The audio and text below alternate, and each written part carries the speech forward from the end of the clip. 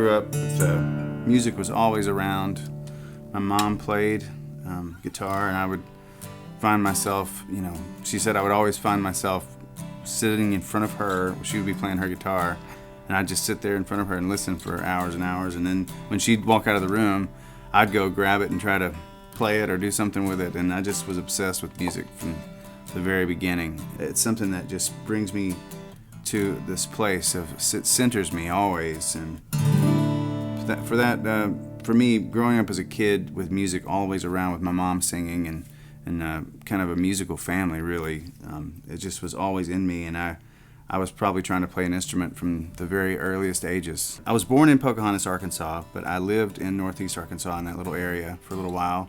Moved to Missouri for a little bit, near Kennett, Missouri, near the Boot Heel, where there's a lot of bluegrass, there's a lot of country, there's a lot of soul music, a lot of blues, kind of like a mixing of everything, from the Delta to the soul to country to rock, and some Leonard Skinner and some Ray Charles and some Willie Nelson all mixed in there together. And it just seemed to kind of find me. I met at this kind of place of blue-eyed soul. It was always what I seemed to be attracted to.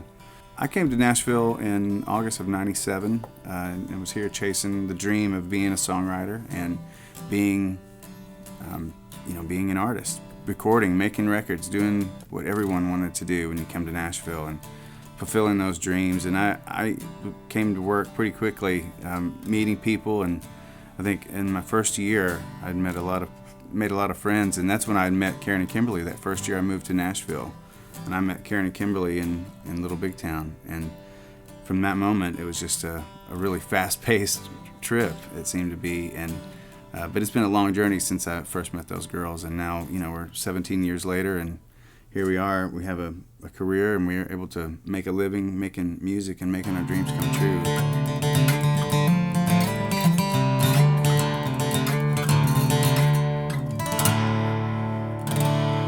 McPherson's have always just had a sound that was so unique to me, and I love playing them on drop D tuning songs, and especially it seems like a lot of the songs from The Road to Here I tend to play on the McPherson in the live show too, just because it has this kind of tone and a sound that is, we recorded with them, and I've been playing them all along, but they just have a unique, that deep resonance that I love, especially in the drop D. When we would sing Boondocks, for instance, it just had this cool resonance with it.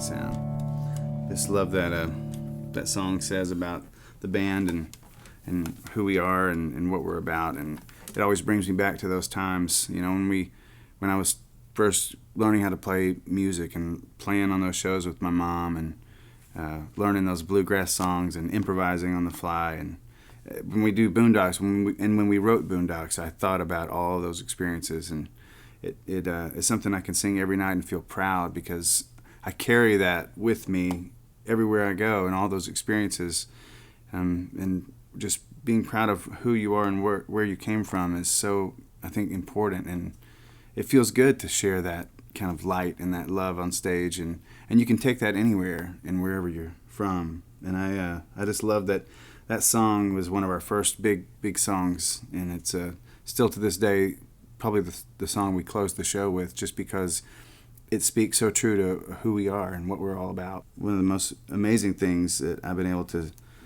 do is to perform with some amazing people. And I think getting to work with Lindsey Buckingham back when we did CMT Crossroads with him and Little Big Town, the band, that was one of the most magical moments for me, just to be in front of one of my heroes and to see how he played and see his technique in action, and to sing and play those songs that I loved of Fleetwood Mac's and of Lindsey's. And it was a really special just moment in time where I thought, wow, we hadn't arrived, but I thought, man, maybe this is what it feels like to have arrived, to have been able to work with such an amazing, talented stylist of his own, and someone that I admired so much. And I just think it was just a special moment for me to get to be a part of, and to learn and ask him questions and talk to him about the songs that he was writing, and how he got that particular guitar sound, or how he tuned this particular guitar. And those little moments to me are everything.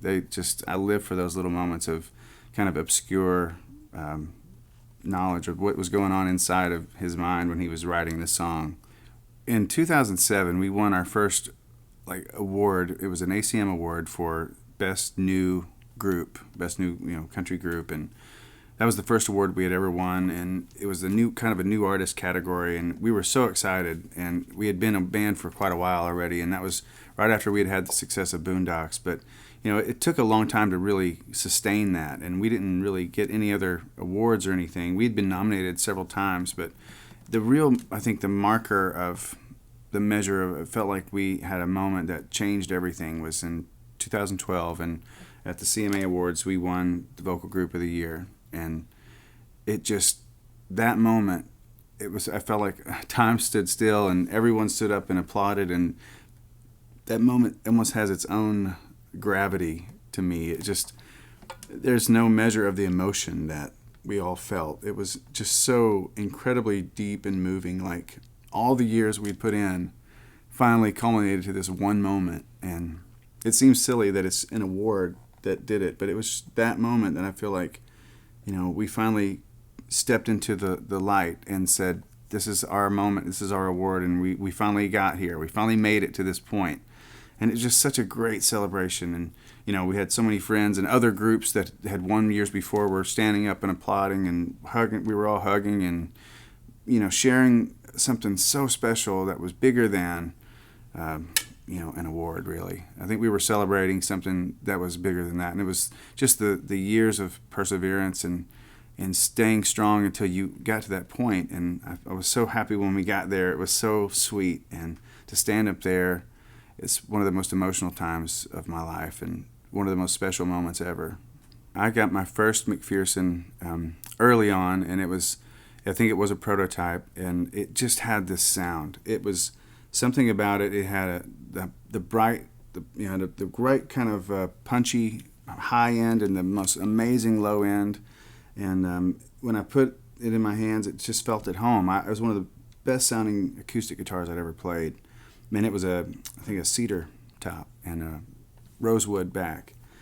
But it had a sound, it had a special quality to it. And I'm trying to remember exactly who introduced me to the instrument, but all to say is that when I did play it, I fell in love, and it's only sounded better and gotten better and opened up over the years. What I was drawn to is just this quality that feels like everything about the guitar was made with such great intention and quality of purpose. Every piece of it was, they've picked the best wood they could possibly find, and you guys have made some of the most amazing instruments, and just even the science behind the cantilevered neck and all the little things I eventually discovered about the guitars and learned about them.